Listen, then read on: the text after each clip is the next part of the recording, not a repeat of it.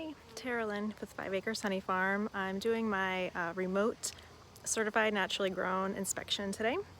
CNG is a national accreditation that is basically like the grassroots alternative to certified organic. I've been keeping bees since 2017, so every year to get my certified naturally grown inspection done. Usually someone comes here, but due to COVID this year, we are doing everything remote. So I'm making a video going through the inspection form, and this might help you in your natural beekeeping practices as well. So I can kind of go over a little bit of the apiary. I've got right now 7 hives, and I have them maintained pretty much equally spaced apart on this bench. I have at one time had 4 hives on this bench, and I don't like having it. I like having the working space. Plus it also prevents drifting if you've got the hives spaced apart well for good ventilation. As the name suggests, on about 5 acres here, all different types of hardwoods, some nectar-bearing trees and fruit-bearing, and then I have a garden that I maintain as well. I'm gonna try and set this up fairly easily to take a look here. And then behind us there is about 200 acres of also, hardwood trees, tulip poplar, which is a great nectar producer, maple, plus some oaks and pine trees and others that would be sources for pollen. And then the other part, which is, I guess, not too far away from here, but there is an organic farm within 2 miles, which has all their practices are obviously organic in that sense. And I don't know of any farms nearby that are like not organic, or at least that aren't practicing chemical free. So we've got pretty good forage in the area for that. And I'm going through this. So if you are interested in the Certified Naturally Grown program, there is a handbook you can get from their website, and then you can use this in the marketing of your honey and other hive products.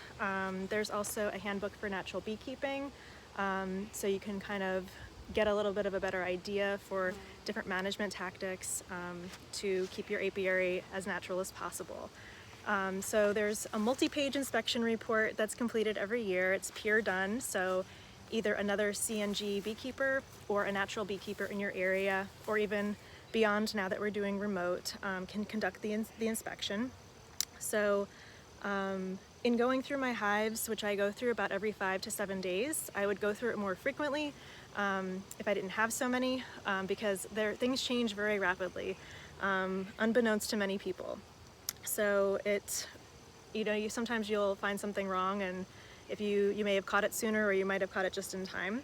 So when I go in, I look for nectar and pollen stores, and if I see that there isn't adequate stores of that, then I will feed with a sugar syrup that I make at home, with sugar and a little bit of apple cider vinegar. It's organic apple cider vinegar.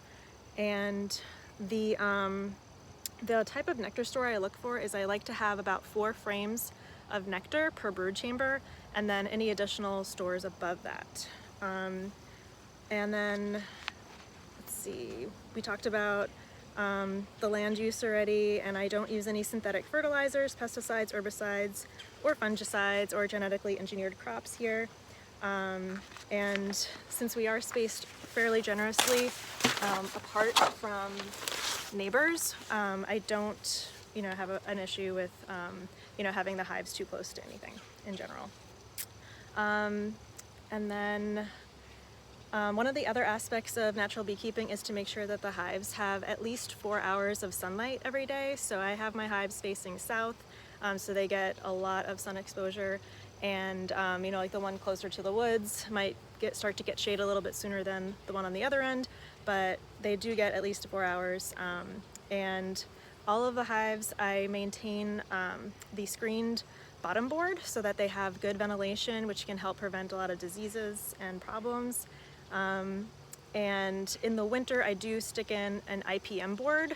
Usually I wait till I see the overnight lows getting below 30, and that will kind of help them keep their brood chamber warm in the winter. But as soon as I see temperatures going up, that comes out to keep everything ventilated.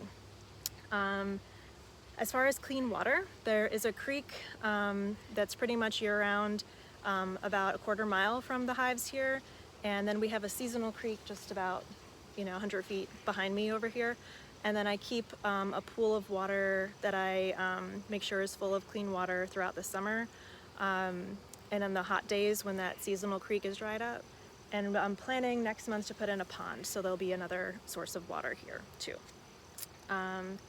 And then I do have a system to mark my brood frames because I make sure that I rotate them out.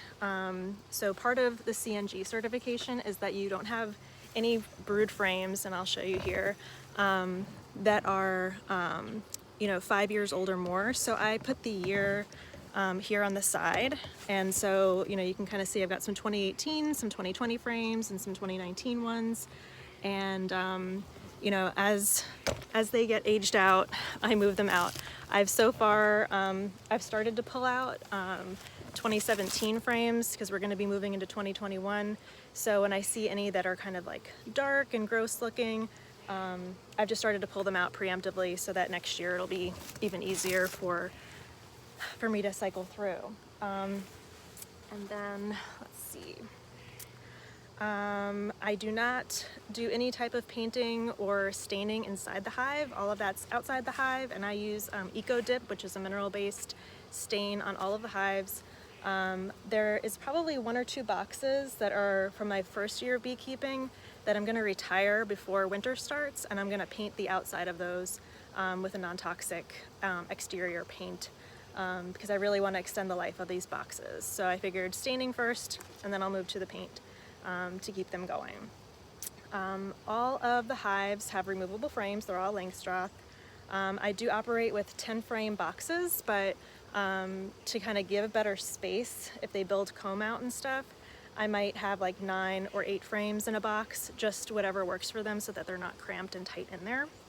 And I do have the separate chambers for brood and for honey.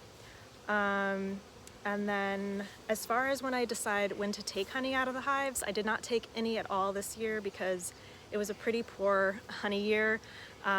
They pretty much consumed everything just before the summer dearth.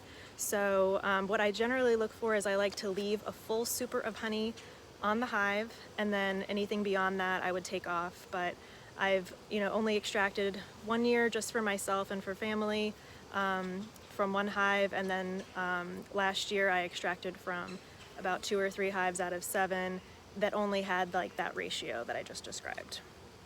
Let's see.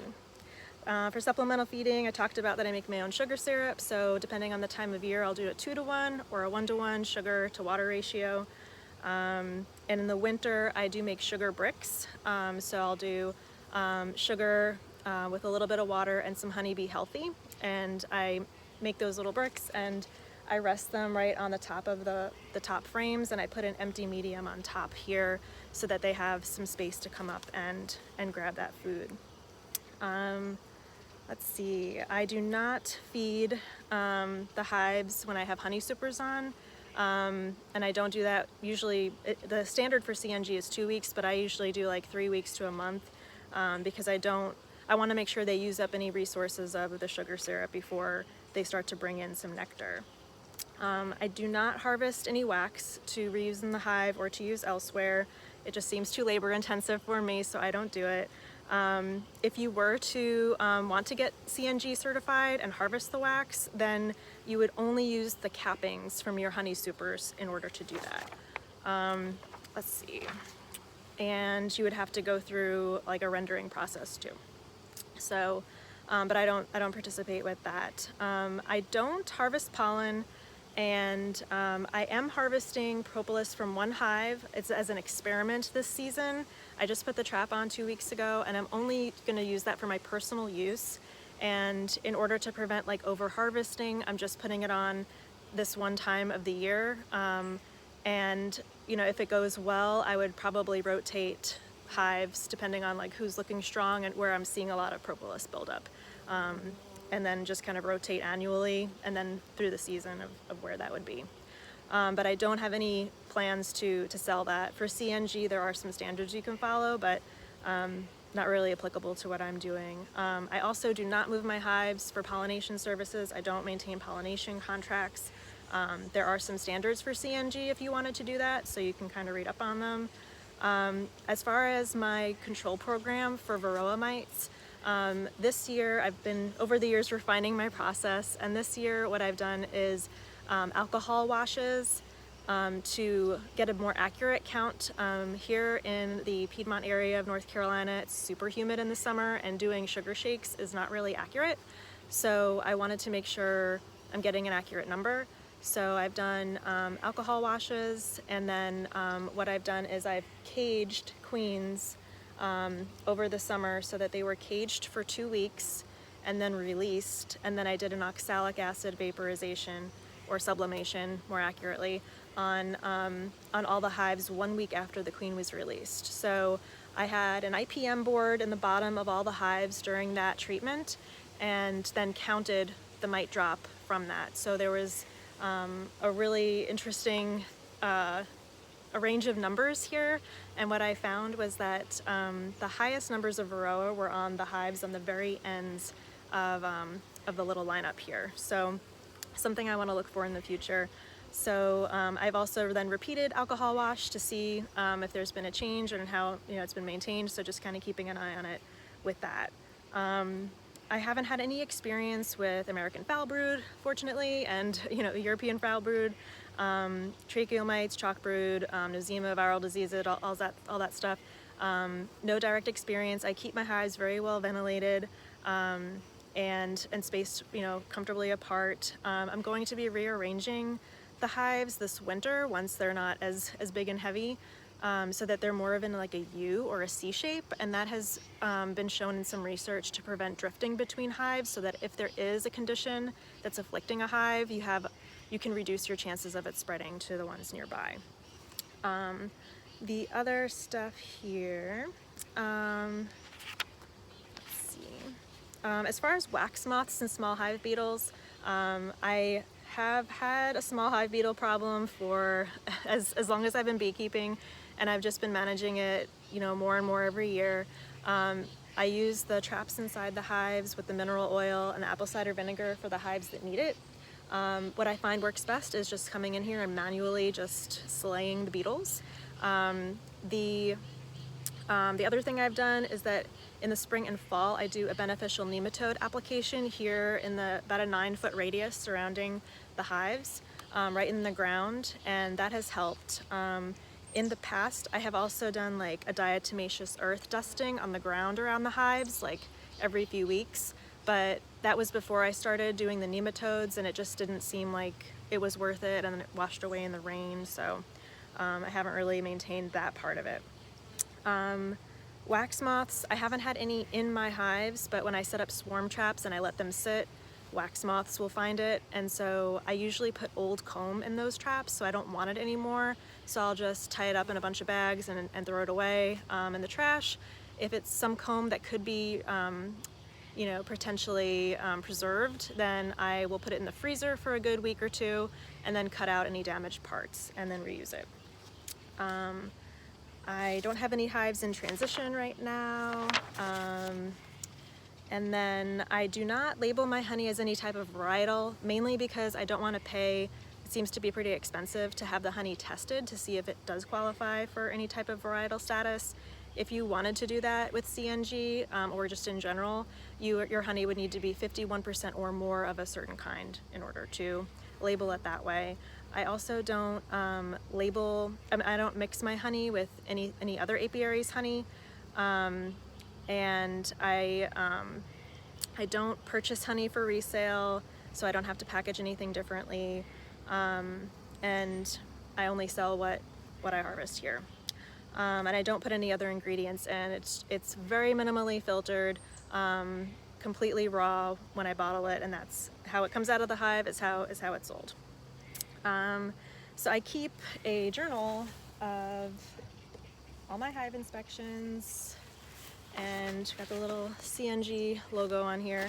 So I keep all my hive inspection notes in here, and I have a whole history of the queens, when they emerged, when I saw a queen cell, when the swarm was captured, And then I keep charts of how I'm laying out the hives, so if I happen to move a queen to a different stand, I can see that. I also keep notes as the hive sizes change. I can see based on the season, like I can look back and see like, wow, this hive had 6 supers on it, this one only had 2, and that can give me an idea of like if it's behaving differently than it has in the past. I also keep a record of temperatures and any other kind of notes about like if there are hurricanes coming. My past CNG inspections, I put notes in here about when they occurred. As I do mite counts, I keep that in here. So all of that is kind of just kept while I'm out here as I jot it down, because there's a lot to remember. And let me see what else here. And then I don't have any previous wax exposure to anything.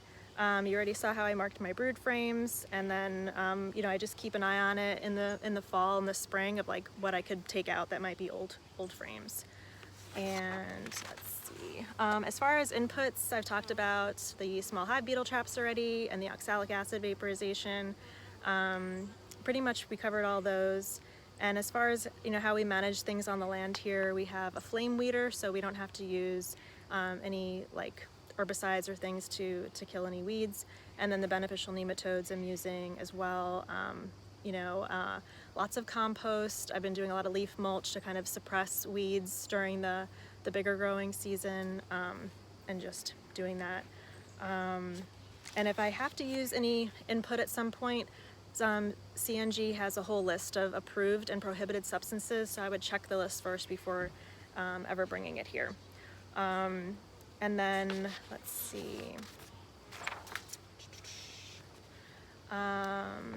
So I have, I guess, like as far as notable things, I started gardening, so I've got a lot more pollinator sources here, and then I've just been adding more nectar producing plants seasonally. And as I select plants, I look for ones that will bloom at certain times of the year, so that there's like always something and a different variety for them to consume.